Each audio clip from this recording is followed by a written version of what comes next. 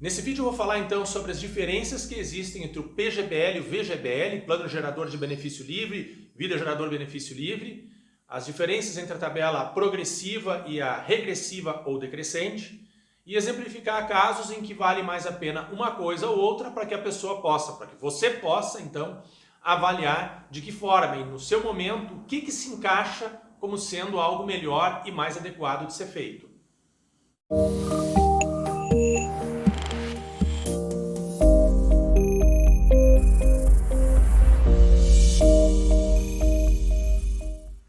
Bom, então vamos falar em cada uma dessas possibilidades e tentar exemplificar situações em que vale mais a pena uma ou outra, né? Vamos diferenciar o que é o PGBL e o VGBL e a escolha da tabela progressiva ou da tabela decrescente. Então, no caso do PGBL, ele é aquele que tem os valores lançados integralmente na linha da despesa quando são aportados e na linha da receita quando são resgatados.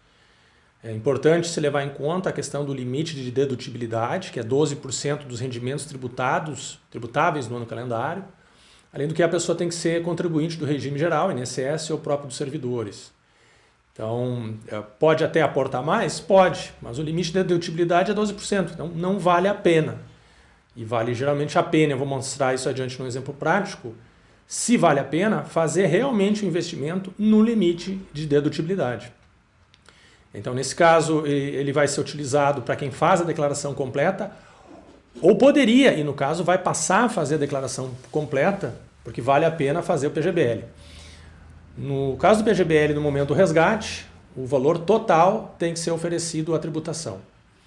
O valor total aportado e o total junto com as rentabilidades. Já o VGBL, ele tem os valores nominais investidos lançados na relação de bens e direitos na declaração de imposto de renda. Então, às vezes a pessoa me passa um extrato lá do que ela tem num VGBL e o valor é muito maior do que o valor que ela lança no imposto de renda. No imposto de renda ela lança o valor nominal. A explicação é porque a rentabilidade vai ser oferecida à tributação apenas quando houver o resgate. Então, ela não existe um suporte para um crescimento de patrimônio, enquanto a pessoa de fato não vier resgatar. Então, aqui no caso, se no PGBL é despesa ou receita, no VGBL aparece na linha de bens e direitos, enquanto se resgatou, vai deixar de aparecer na relação de bens e direitos. E o valor da rentabilidade vai ser oferecido de tributação e vai dar suporte a algum crescimento de patrimônio. Já a tabela progressiva e a regressiva, vamos falar então da progressiva. No caso da progressiva é aquela tabela normal do imposto de renda que incide para todas as pessoas. Aqui eu coloquei uma tabela dos valores anuais, quando a gente tem aqui as diferenças para as quais determinadas faixas de rendas vão implicar em alíquotas e parcelas a reduzir diferente. Então, no caso do PGBL é oferecido tudo à tributação, no caso do VGBL apenas a parte da rentabilidade. Como é que funciona na prática? Existe uma retenção de 15% de imposto na fonte. A pessoa recebe um informe de rendimentos e depois tem que lançar na declaração de ajuste anual, onde ela vai eventualmente complementar, vai ter que pagar mais imposto, ou ela vai poder inclusive se restituir. Então ela vai ficar com imposto que pode ser na prática nenhum, ou até um máximo de 27,5%. Então mesmo que ela eventualmente tenha 15% na fonte, tem que sempre se fazer o ajuste na declaração de ajuste anual.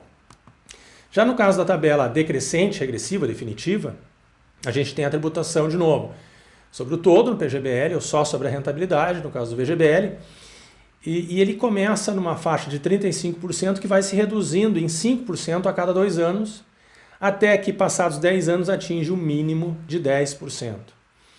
Então existe um controle sobre todos os valores que são aportados, e a partir do momento que a pessoa faz o resgate, a gente procura, é avaliado aquilo que já está, digamos, com mais tempo.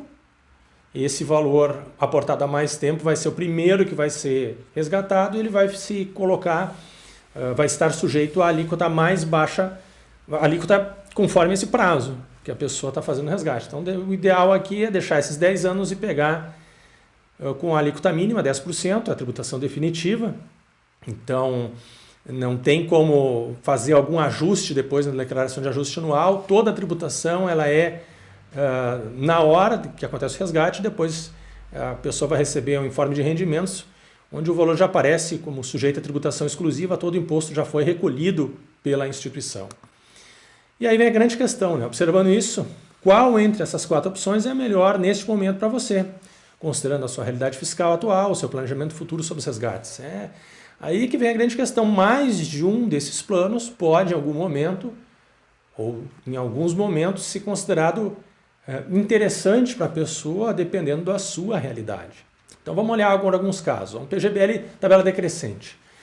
No caso aqui, a pessoa está fazendo o PGBL porque ela tem o ganho fiscal e ela está planejando resgatar depois de 10 anos. Ela quer ganhar nessa questão da diferença de alíquota, né? Está buscando sobre o valor que ela paga, que ela está aportando em previdência, ter um ganho maior do que o efeito do imposto que ela vai ter que oferecer futuramente quando vier resgatar. Então quer ganhar nessa diferença de alíquotas e pelo fato de postergar o pagamento de imposto. Em especial aqui está quem não tem a preocupação com a formação da reserva, está encontrando uma vantagem em termos de planejamento fiscal. Olha, eu estou tentando fazer o aporte com ganho de 20%, 22%, 24%, o resgate eu quero fazer com uma alíquota, quem sabe, 10%.